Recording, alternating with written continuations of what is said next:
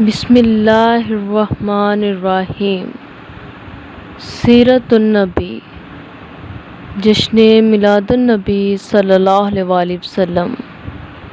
خوشی منانا، اظہار تشکر کے طور پر خوشی اور جشن منانا نعمت کے شکرانے کی چوتھی صورت ہے، بشرط یہ کہ اس میں کوئی خلاف شرع عنصر شامل نہ ہو۔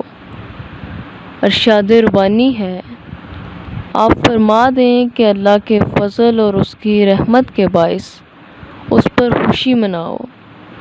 یہ خوشی منانا ان چیزوں سے جو وہ جمع کر رہے ہیں کہیں بہتر ہے۔ اس آیت میں ان تمام صورتوں کے علاوہ حصول فضل و رحمت پر خوشی اور جشن منانے کا حکم ہے۔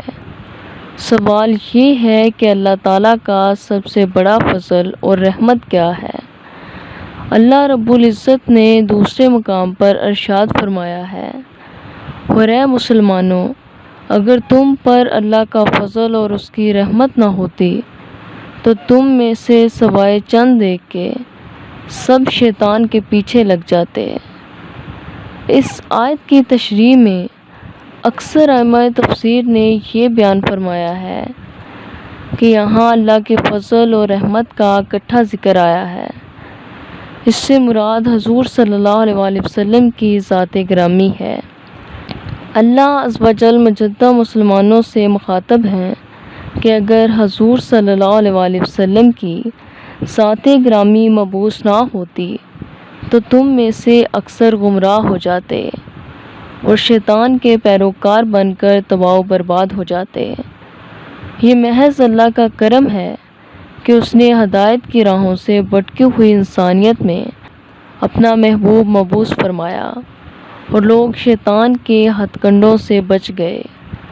اس رسول صلی اللہ علیہ وسلم نے آ کر کیا کیا، اس کی تصریح میں خود قرآن فرما رہا ہے، وہی اللہ ہے جس نے ان پڑھ لوگوں میں انہی کی قوم میں سے ایک رسول بھیجا جو ان پر اللہ کی آیتیں پڑھ کر سناتا ہے اور ان کو پاک کرتا ہے اور کتاب و حکمت کی تعلیم دیتا ہے، اگرچہ یہ لوگ اس سے قبل سری گمراہی میں مبتلا تھے۔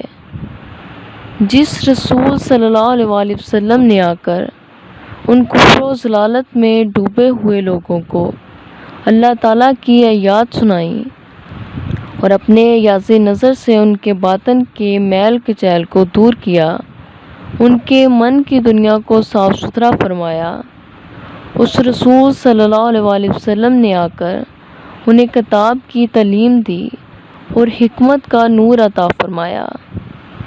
فقط اس رسول مقبول صلی اللہ علیہ وسلم کا قدم رنجاؤ فرمانا تھا کہ یہ لوگ قدرت کی معرفت اور ہدایت الہی جیسی نعمتوں سے مستفیض ہوئے، ورنہ قبل ازیں تو یہ دنیا انسانیت کھلی گمراہی کا شکار تھی۔ اس سے اگلی آیت میں اللہ تبارک تعالیٰ نے قیامت تک آنے والی نسل انسانی کو آپ صلی اللہ علیہ وسلم کے اس فیض رسالت میں شامل کیا، اور پھر اللہ تعالیٰ نے حضور صلی اللہ علیہ وسلم کے اس طرح مبعوث فرمائے جانے کو اپنا فضل قرار دیتے ہوئے فرمایا، اور یہ فضل ان میں سے دوسروں کے بعد کے لوگوں کے لیے بھی ہے جو ابھی ان میں شامل نہیں ہوئے، اور وہی زبردست حکمت والا ہے۔ محض اللہ کا فضل ہے، جس کو چاہتا ہے عطا فرماتا ہے، اور اللہ بڑے فضل والا ہے۔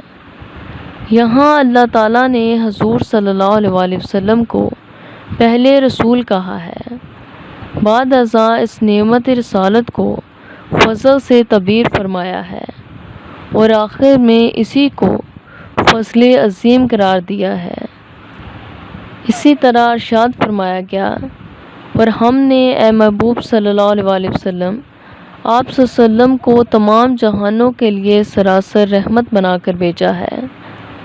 گویا حضور صلی اللہ علیہ وسلم کی ذات گرامی ہی اللہ تعالیٰ کی سب سے بڑی نعمت اور سب سے بڑا فضل اور سب سے بڑی رحمت ہے۔ یہی وجہ ہے کہ باری تعالیٰ نے حضور صلی اللہ علیہ وسلم کی ولادت اور بعثت کو اہل ایمان پر اپنا احسان قرار دیا ہے۔ بے شک اللہ نے مومنوں پر بڑا احسان کیا ہے کہ انہی میں سے اپنا برگزیدہ رسول مبعوث فرما دیا ہے۔ وہ اس کی آیتیں پڑھ پڑھ کر سناتا ہے اور ان کو پاک کرتا ہے اور ان کو کتاب و حکمت کی تعلیم دیتا ہے، اور رسول کے آنے سے قبل تو یہ لوگ کھلی گمراہی میں تھے۔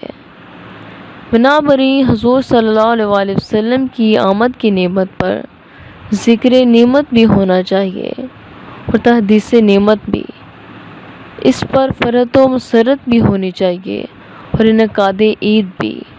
الغرض تشکر نعمت کی جتنی صورتیں بھی مذکور اور ثابت ہیں، حضور صلی اللہ علیہ وسلم کے ولادت کے لیے سب کا جمع کیا جانا لازمی ہے۔